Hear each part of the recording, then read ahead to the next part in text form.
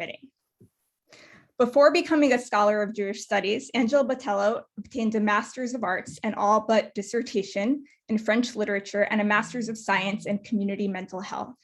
She then spent a career in law as a Deputy Attorney General for the state of California and completed her master's degree at the Center for Jewish Studies at the Graduate Theological Union in Berkeley in 2013. Angela is currently an independent researcher and a visiting scholar at the Graduate Theological Union. I had the real privilege of studying alongside Angela for one semester at the GTU and have been looking forward to the completion of this book ever since. Angela, we're delighted to be hosting you for this evening's conversation. I'll turn things over to you. Hi, everyone. So first of all, I just want to I'm really glad that you're here. I want to thank you for coming to this event because I love talking about my book. And it's a book that I worked on for many years. And I feel really privileged that NOAA and the Jewish Community Library have decided to feature me. So that's great. So this is the cover of the book, which you'll see at some point. There it is. Okay, great. And so I'll start by, I think the best way to introduce this is to read you my preface. So I'm going to start by reading a short section, which kind of situates the background of the book, and we can move on to why I actually wrote. So here's the preface. Picture us, a large German Jewish refugee family, become Catholic in the 1940s and early 50s in Washington, D.C. Eventually, there would be 9 children, the first 3 born in Rome between 1934 and 1940, and the next 6 in America between 1942, that would be me, and 1953. My father, a scholar, remote as I remember him, buried in his study, cigarettes and wine at hand.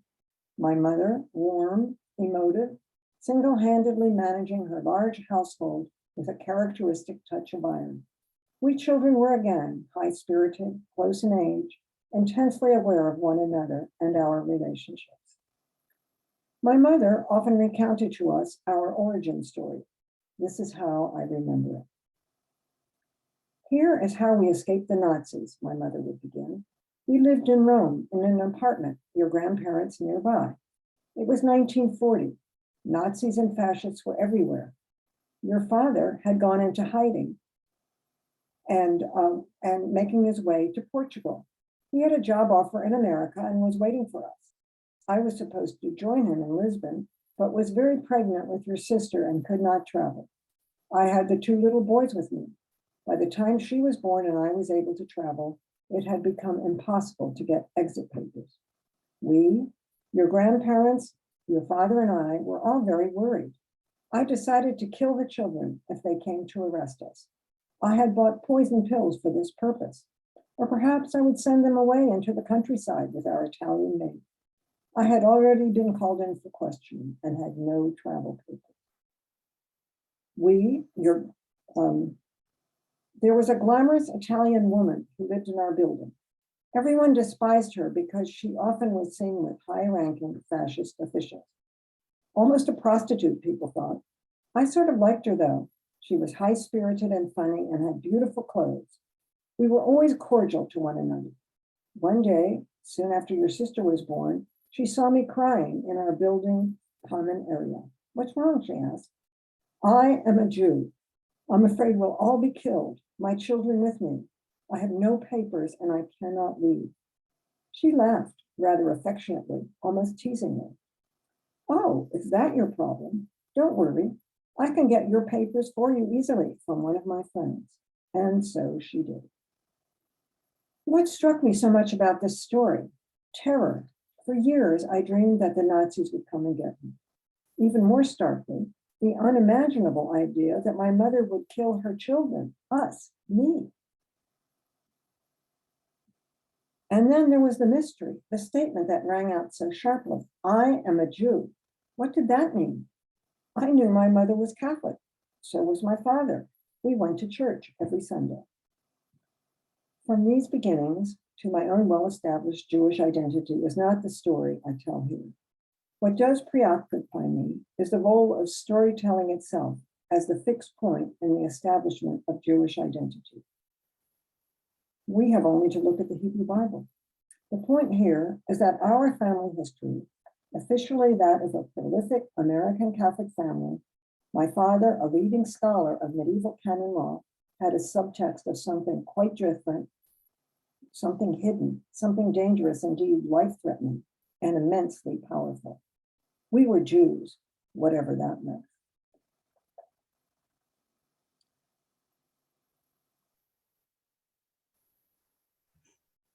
So, do you want to ask me a question, Noah, or should I? That's the end of reading the preface.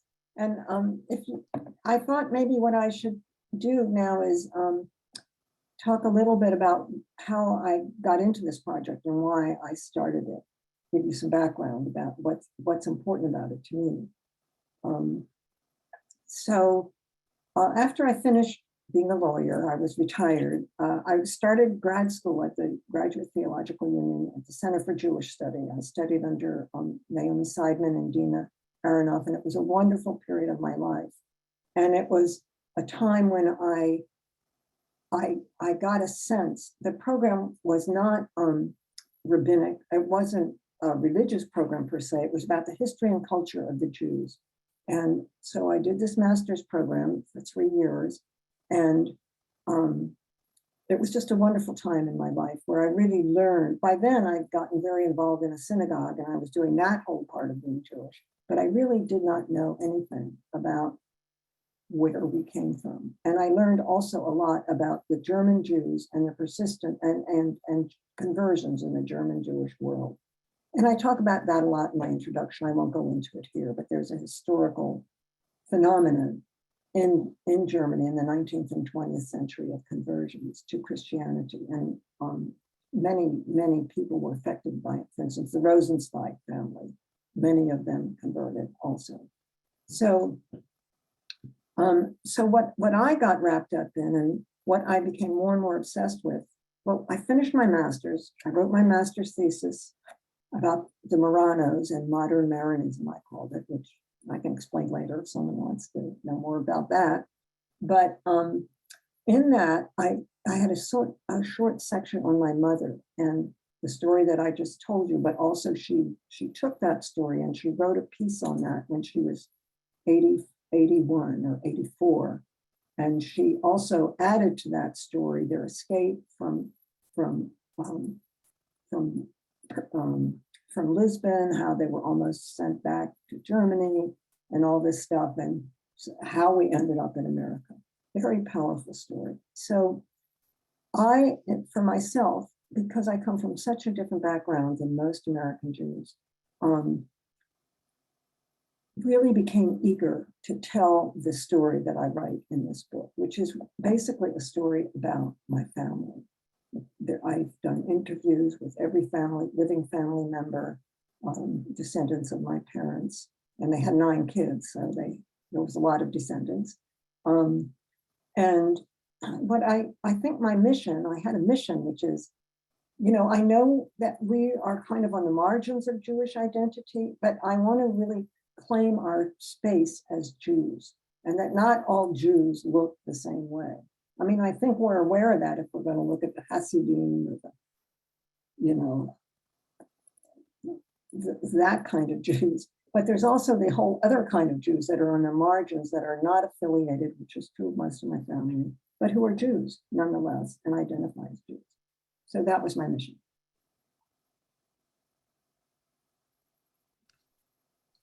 Do you want to tell us a little more, Angela, about how you came to write the story of your family?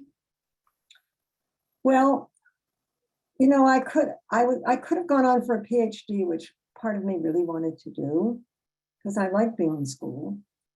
But at the same time, I was getting older. And I really had this story in my head of my family. And it made the research enormously easy.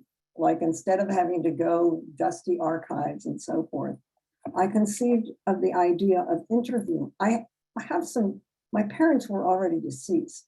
So for their story, which is the first part 1 of the book, it's called My Very Own Converts, a diptych, and a chapter on my mom, a chapter on my dad, which I'll tell you a little bit more about later. But I got the idea. I want to videotape all of these 18 third generation people and find out. I mean, really, I had one question: what is your relationship to your Jewish heritage? And I remember Dina warning me, they might not want to do this. And I'm like, well, I guess I'll find out. But to my great surprise, everyone was very happy that I was doing this project. And everyone welcomed me into their homes. And so Barry, my husband, and I traveled around the United States with our little video equipment and Canada, and interviewed everyone. And it was really very fun and very intimate. And the results are in this book. This book has a lot of interview excerpts, and you'll see a huge variety of people and responses to that simple question.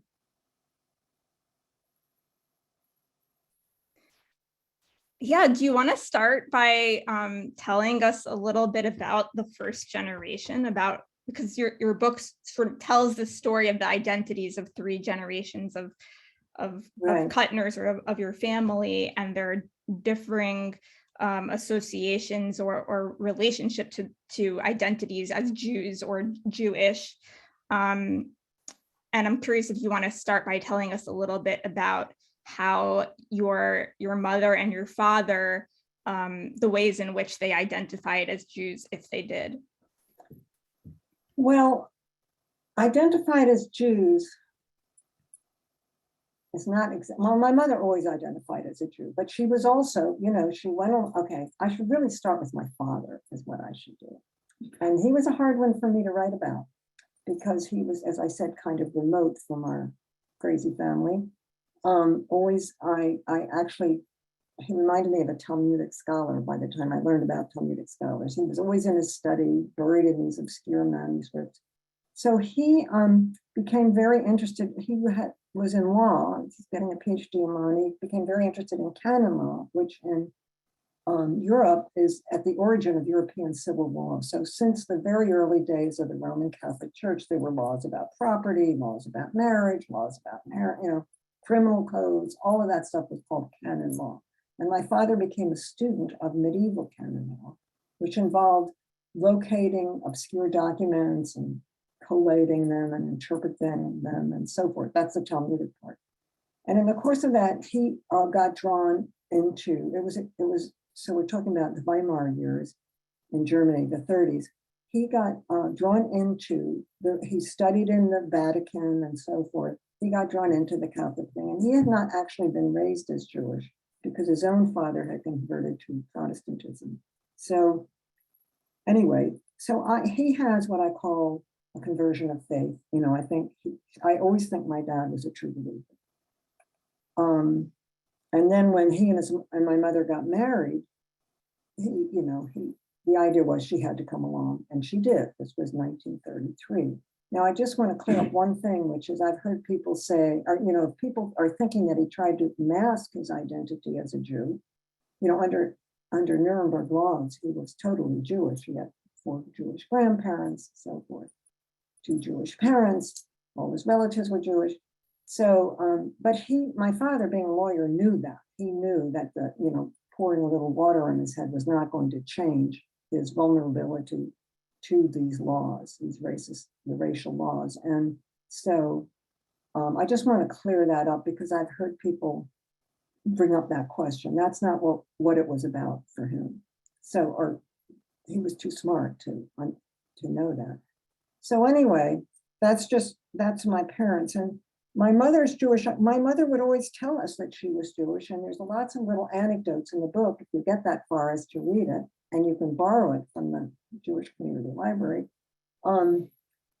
There would be these many crucial moments where suddenly she would be like, "Look, you're a Jew," and it was a little bewildering for us. And anyway, and then my dad sort of epitomized the Jewish scholar, the German Jewish scholar, the German Jewish, I throw out the word Bildung, high education, music, the arts. That was all stressed in our family, all of those values, luckily. So that's my parents. So then there was all of us kids.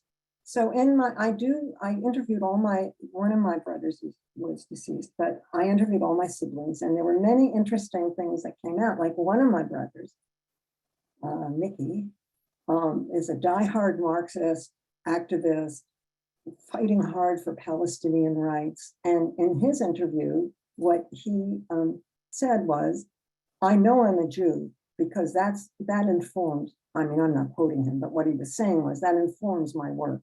The reason I fight for oppressed peoples is because we are oppressed. Now, would he ever go near a religion? Never, never. He's very political.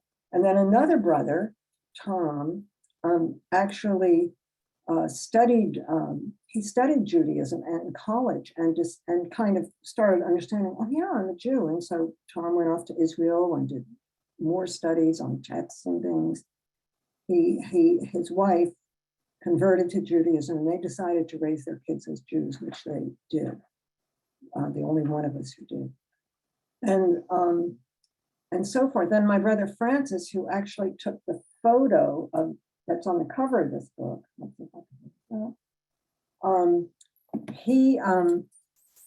He's totally secular,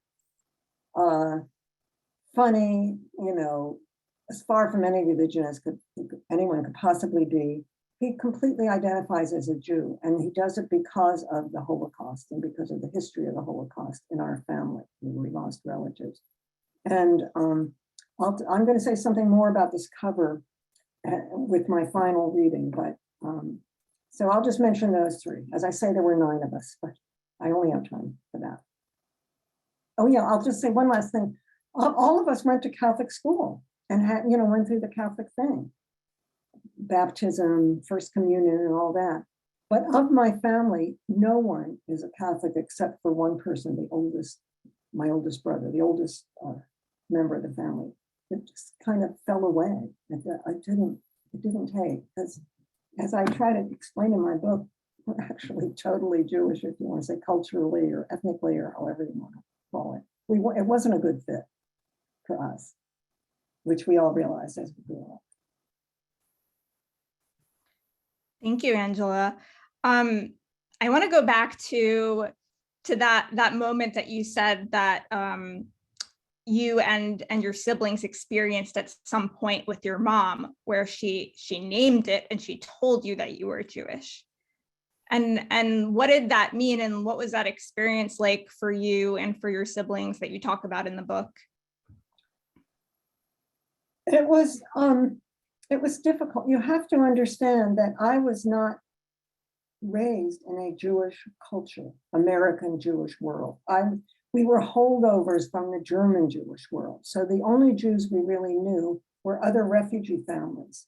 And they too were, these were not synagogue-based people. And so there's one incident that I can tell you, which I found very interesting, which was when I was about 13 or 14. My mother took me aside one day, and this didn't happen very often in our crowded household, to have a serious talk. And she said to me, now that you're getting older, you might fall in love and you might want to get married. And you have to tell the person that you're in love with that you're a Jew, because he might not want to marry you. So that was like pretty overwhelming. I mean, I was very innocent, young 13, so the thought of getting married seemed, way far in the future. But what I remember so sharply is her saying, "You are a Jew," and for her, "You are a Jew." She experienced Judaism as an attack because that's the way her life was lived in Germany, and her friends and the world that she escaped from.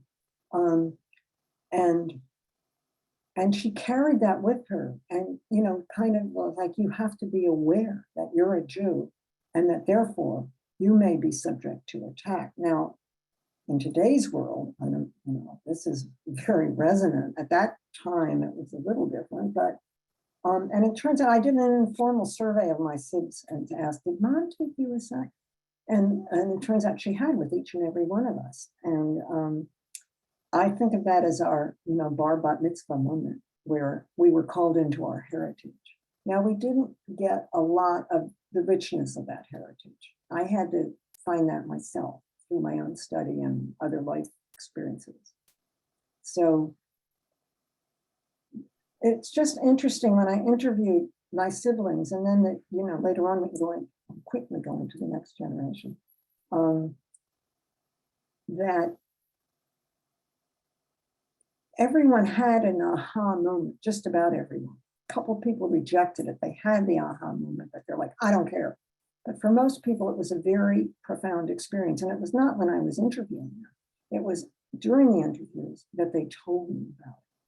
So that is, this is kind of what my subtitle's about, writing the Jewish self. If you count the interviews as the writing, which I do,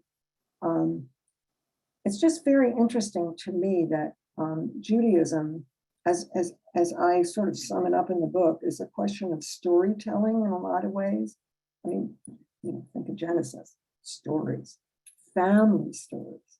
And it's the family stories that predominated despite the whatever we learned in Catholic school. And interestingly enough, my parents didn't even know what we were being taught. They had never, that's not how they were Catholics. They didn't know anything about it really, which was kind of interesting to me. I mean, my father knew a great deal about the historical legal structure of the church, but in terms of Catholic school, I don't think they ever really understood. And we were told in school, a number of people pointed this out, that the Jews killed baby Jesus. And, it's pretty traumatic because, as a little kid, I loved baby Jesus. And then our grandparents lived with us and they were Jews. And so it was like, and part of that confusion, I think, was an important factor in what happened in our family. So much to talk about. I want to go back to, you mentioned that only one of your siblings, I think it's Ludwig, the oldest, ended up like practicing Catholicism as an adult. And I'm wondering, like, if you think that that's at all related to having been born in Germany as a Catholic / still ethnically a Jew. Well, I did write a little analysis of my opinion of what happened. I think of my brother, first of all, he was born in Italy. My parents immediately after their wedding went to Rome, where my dad had a research position at the Vatican Library. And their first 3 kids were born in Rome. That's why the story starts in Rome. But in my view, the way I understand him, he's also very passionate Marine, is that I think the confusion of his early life of, several different languages. He spoke German at home, Italian outside, and he was 6 when they came here. Then he learned English. I think that some kind of structural grounding really suits him, and that he was very much into, the firstborn of the refugee family. I mean, I do want to stress that we were refugees. We were, I don't know if you want to flash that picture of us when we were kids. We were not very American. We didn't really speak English and all of that. And I think that sort of, and for him, I mean, I love these pictures. Whoops. So this was my family when I was growing up. And I'm the girl with the pigtails in the top left picture. I love those pigtails. And you can see where we are, the family kept growing. And I remember showing these pictures to my husband, and I'm like, we don't look like an American family, And yeah, there was there was insecurity, there wasn't much money. And then my father started really succeeding academically and got better jobs, and things got a lot better. But yeah, my mother repeated this escape story that I talk about in the book to each and every one of us over and over obsessively, and to each of the 18 grandchildren that they have, including my daughter, over and over. And I think of it as our own Haggadah, in the sense it's just such a classic Jewish story of, we were oppressed, we escaped, now we're in the promised land. And that structure. My mother just unconsciously, I think, always picked up Jewish motifs. So we had our own Exodus story that was crucial to our family, and so crucial that this, quite elderly woman at that time wrote it down. In the book, I have a picture of her actual manuscript, painfully typed it. She was not a writer, couldn't type very well. That was what she wanted to give us, and that she always said, this is your legacy. This is your family history. And every single one of the next generation definitely picked up on that. I remember grandma's stories. This is how they struck me, and then their reactions to that.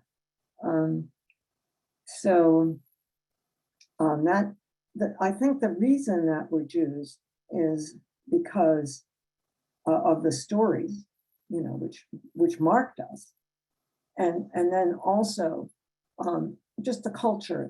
And this is more particular, but the German Jewish culture that we grew up in. That was actually a wonderful heritage. It wasn't hard for me to go to college. I had already been steeped in that, and there was a total assumption that it wasn't a question about whether or not, and it was a very rich heritage, a lot of classical music in the house. So I guess I want to say a couple things about the next generation, some of the themes that I found. Do you want to ask something else first?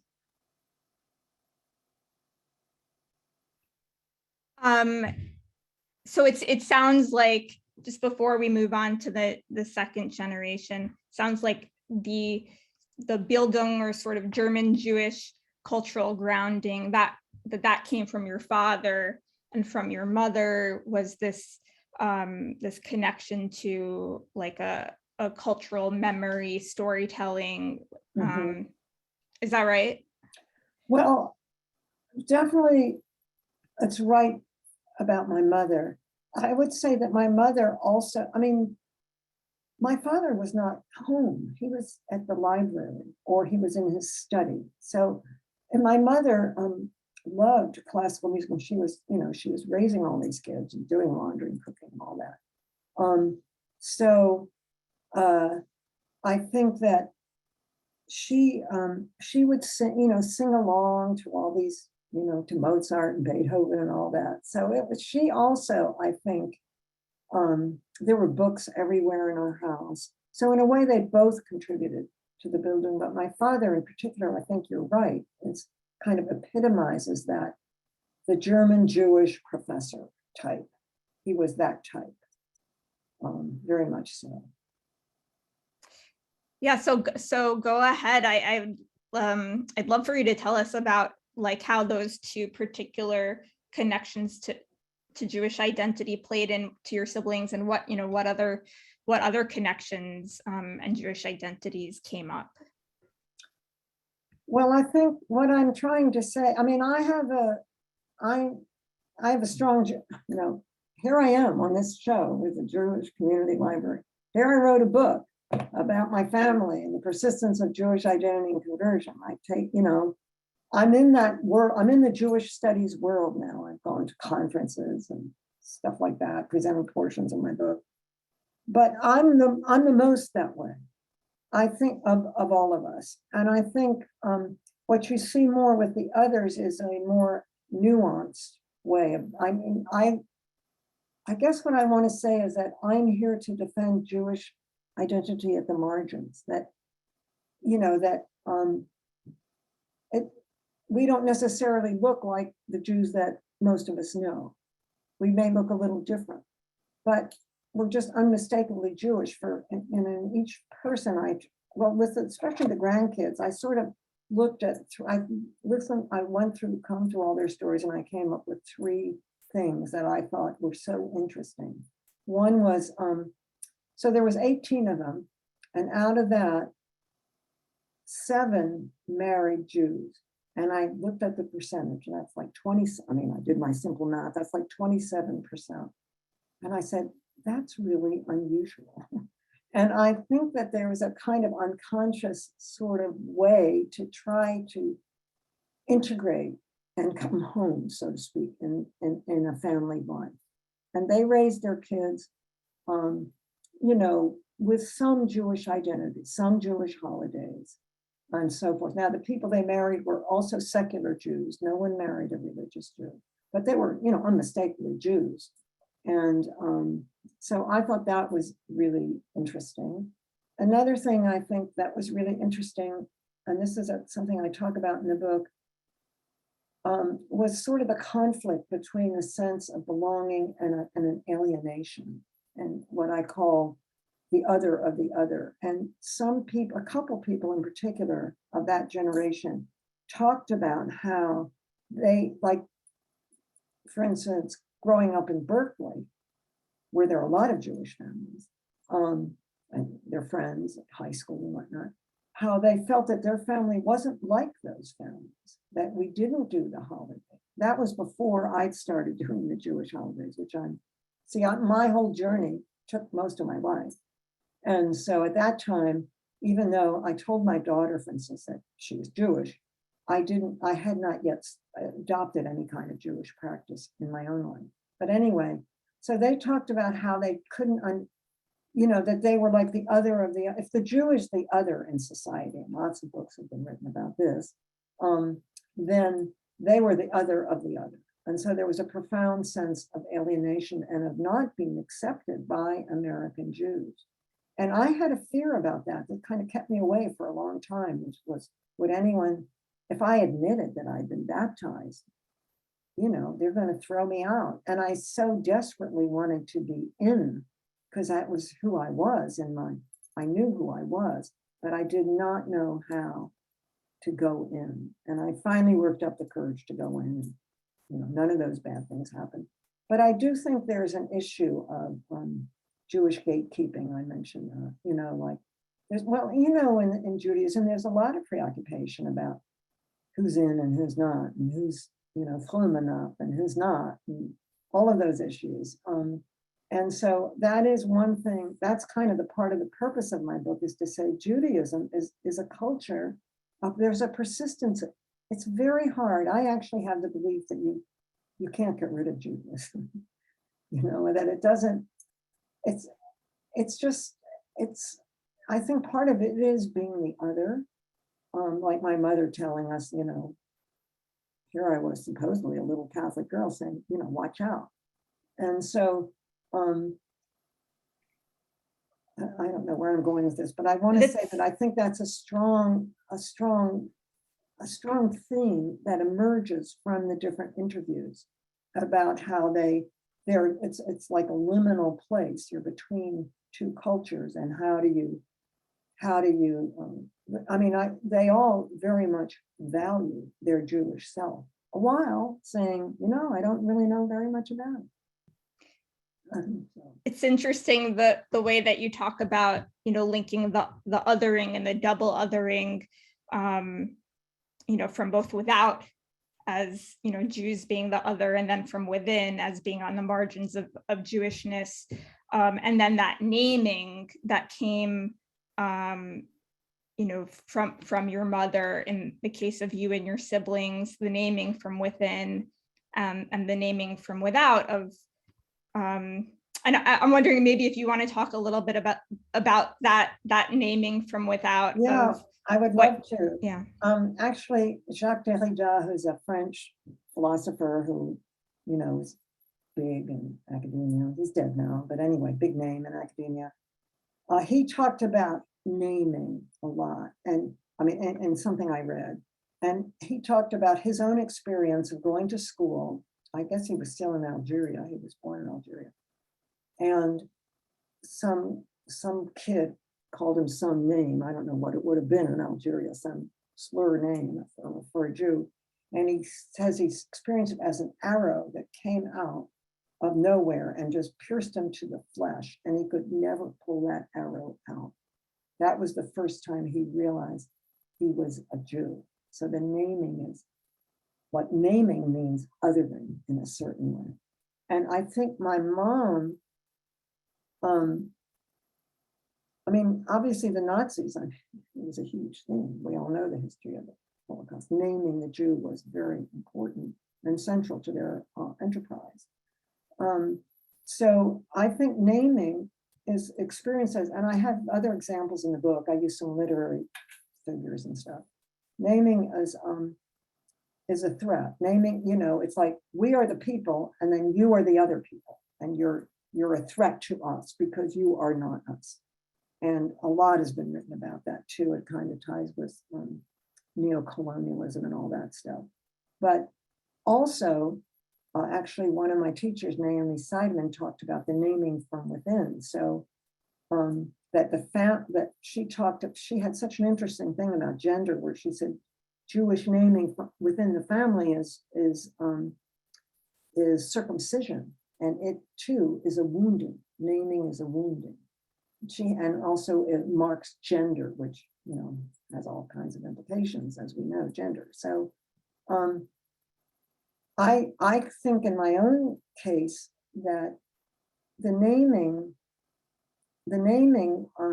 came from my mother, who eventually, basically said, "You guys are Jews. I would have killed you, but I didn't have to."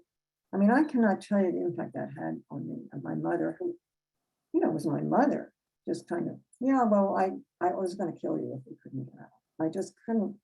It's really hard to take in, and so as a child and as an adult, from the point of view of the mom, what desperation must you be feeling? I'm a mother, to say that.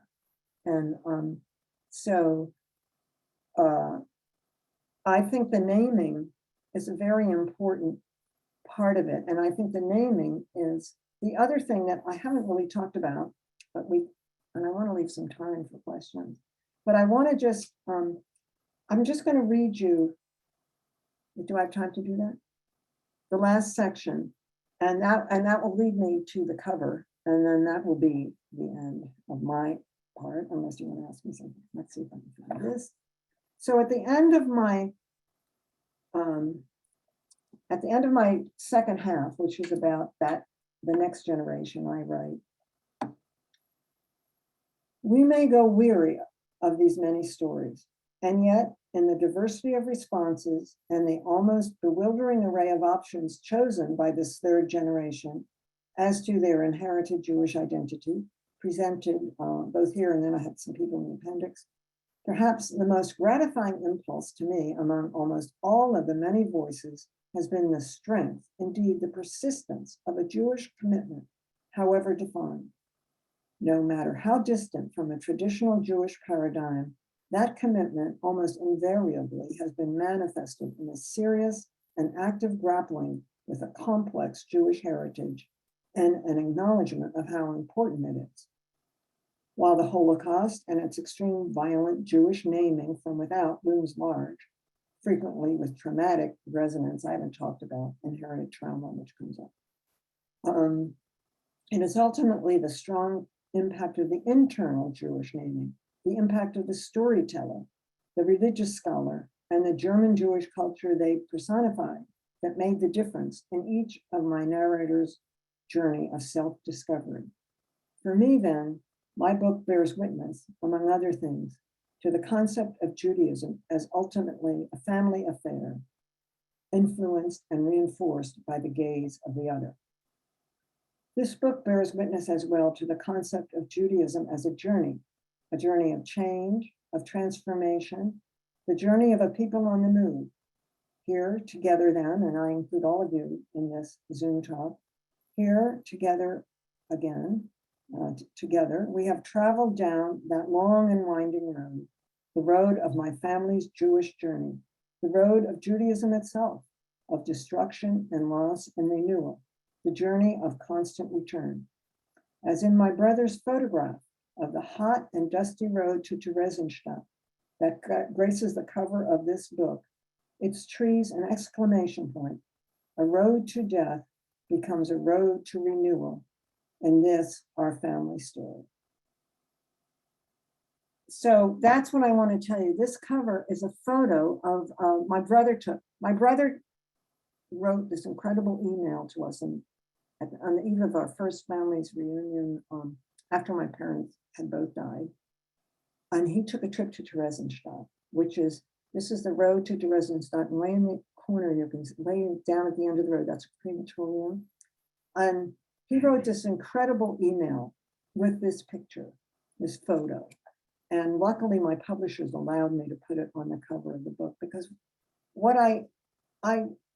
the fact that our great grandmother, because my mother talked about this all the time, how her grandmother had been murdered at Theresienstadt, deported at the age of 81. She constantly talked about that.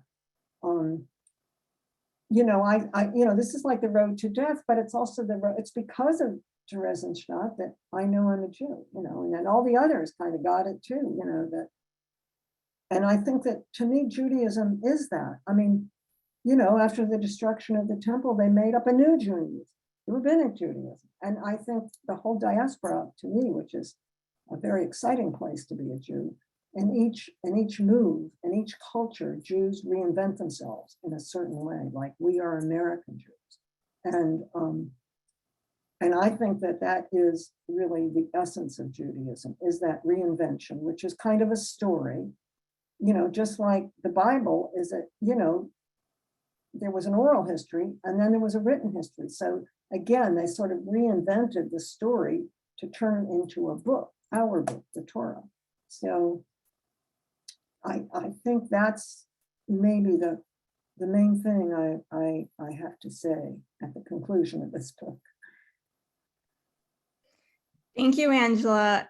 One of the things that I found so remarkable about your book is that you managed to tell the story of your family and all of its members, and ground it in German Jewish philosophy, in ideas that I think are where your family becomes representative of so many more people than just your family. Mm-hmm.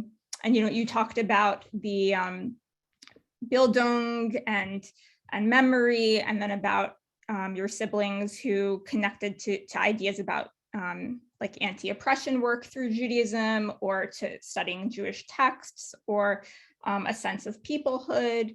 And then you touched a little bit on, what happened in the third generation. But I'm curious if you want to say anything more about how the third generation, maybe some of the ways that they, struggled to relate to their Jewishness. Well, I could bring up the example of my nephew, Nick, who was raised by the very Catholic father in a very Catholic family, my oldest brother, that's his father. And how he just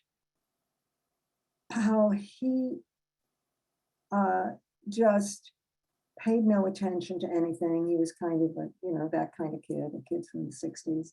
And when he was around 40, he suddenly realized that he was a Jew. All of a sudden, it all opened up to him. He talks, it's like he had a conversion experience himself. Like he's like, oh, I'm a Jew. And he talks very much about how he's not surprised that his two daughters both married Jews, and now he has a granddaughter who's going to be making her bat mitzvah. And that's what he talks about. And he says, and that's completely right. I understand why my daughters marry Jews, because we are Jewish. So that's a cultural identity. There's another one, David, who's the son of my brother Tom, who was raised as a Jew, raised Jewishly, but in a town where there was in a small town in Canada where there was only one synagogue, which was very Orthodox.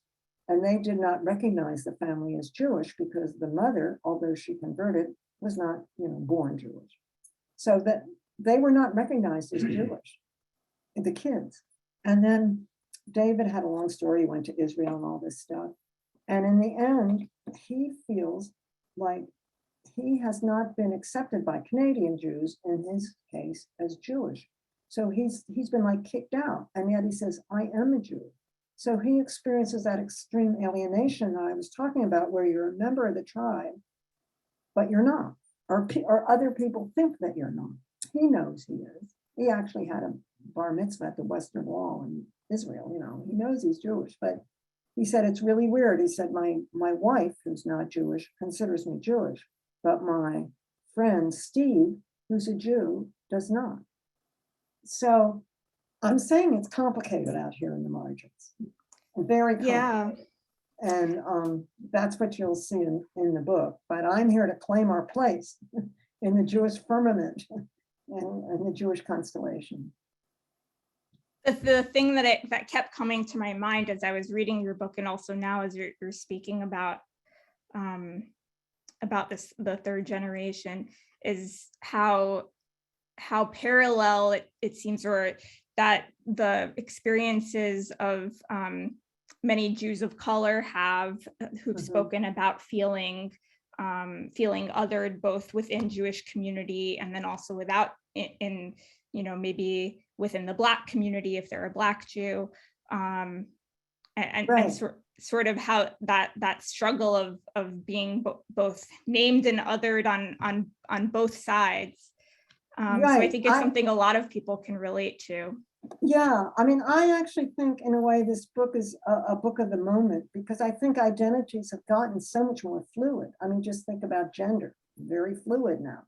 And I think that this postmodern Jew, this woman named Cynthia Baker wrote a lot about it that I thought was really interesting. It's like, she says, you're multiply situated. And that is the world of the postmodern Jew. And I think it relates to issues that are larger than Judaism, immigration, the way cultures are just on the move, and, refugees and all that people are. I think it's a timely topic, let me put it that way. And I'm interested in it from a Jewish point of view, because that's our story. So yeah, I think it's about my family, but I think it's about a lot more. Thanks for bringing that up. Yeah. I'll turn now to the questions in the chat, and folks, you can feel free to add them as you think of them. Zelda asks, Angela, growing up, did you have Jewish friends who talked about Jewish activities, etc.? I'm afraid the answer to that is no. I did not. We did not. We grew up, let's see, the schools I went to were Irish Catholic, so that was one community. Our neighborhood was Italian Catholic, so that was another community, like the kids I played with. So no, I mean, it's sad to me in a way, although not real. Look what I got to hear. I forgot to tell you, this was my imaginary study, and as soon as my husband wins the lottery, we're going to build it. There's no room in my house that's nice enough to do a Zoom talk. Yeah, that's what. So I'm afraid that's my answer. It was mostly, I think, when I got to grad school that everyone thought I was Jewish, and all my friends were Jewish, that I started going like, wow. And then I have an aunt, she's deceased also, but I went to Israel when I was on my junior year abroad and spent some time there. And, so mostly I learned my Jewishness, I would say, in college and after.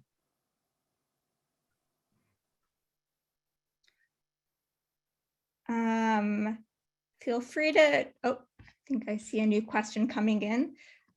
Greg asks, what does it mean to be culturally Jewish without identification in the postmodern Jewish world? What is the legacy of the lineage of those Jews who are marginalized such that they find no place or have no background and remain unaffiliated? So I think this really applies to a lot of what the third generation in your book experiences. Yeah. I think that's an issue that each individual in a way has to confront and deal with. I mean, I've met other people who, you know, also who have been alienated from the Jewish community. What I have found is that most of the ones in my family are very comfortable with where they are, actually. Like, they will say, a number of, this is the third generation, a number of them will say, well, yeah, you know, I get invited to a lot of seders and stuff like that, and I always go, and I feel a little bit of a fake. I know that feeling also. It the real problem is that you don't have like I mean, I feel like we have a clear identity, but it's not an identity that's very recognized. It might be more common in Europe. I don't know.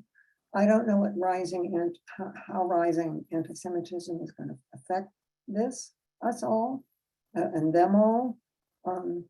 The world, it's becoming again a lot more dangerous, and I don't know what the effect will be, but I don't have a clear answer. I do think that is postmodern. I mean, like, if you're trans, where do you live? If you're a Jew of color, where do you live? If you're this, if you're that, you know, the world is changing so fast. You know, America's changing so fast. I think it's very hard to find a grounding. And I think people do actually cling to their Jewish heritage because it's something they know about. It's kind of fixed. It's there, a Jew. Everybody knows what a Jew is. It's someone you want to kill or whatever, you know. It's something solid in its way, even if you don't know much about it. Yeah, and I think you were alluding to that intersectionality, which in today's world is, you know, becoming something that people are much more cognizant of than maybe they were in the past. Mm-hmm. You know, so somebody who maybe is trans and Jewish, or you know, just has multiple identities that you know, that other them in some way or another, and sort of trying to find like what is my place in those identities. So I think that I just want to say I really enjoyed reading your book, and I highly recommend it. And you can borrow it from the library, everybody, or you can go out and buy it. And I found a lot of the conversation about what it means to identify as Jewish as being really so applicable, I think, to so many communities, you know, and to oneself in trying to figure out, you know, what is it that makes me who I am? What is it that makes you who you are? Right. So thank you, Angela, for writing a really meaningful book. Thanks for your use of the word intersectionality. That's great. That's the right word. That's Kimberly Crenshaw. Yeah, I need to read that. And I mean, one thing that is interesting to me is that nobody's a Catholic except for this one guy. We're talking about 25 people.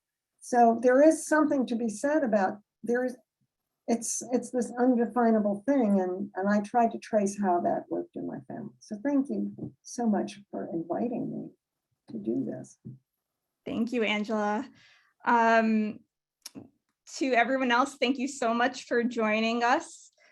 And I'll see if there's any last burning questions in the chat, but we will be sending out a follow-up email with some related resources, as well as a book link to purchase the book, and resources so you can learn more about German Jews and the conversionary experience.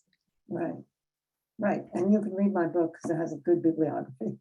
And also, I just want to throw out that you can buy it at Amazon as well. Thank you all for coming. I'm really, really grateful that you were here. 48 people, wow. There were more, there were many more. Thank you so much, everyone. Take care. Bye, Jane.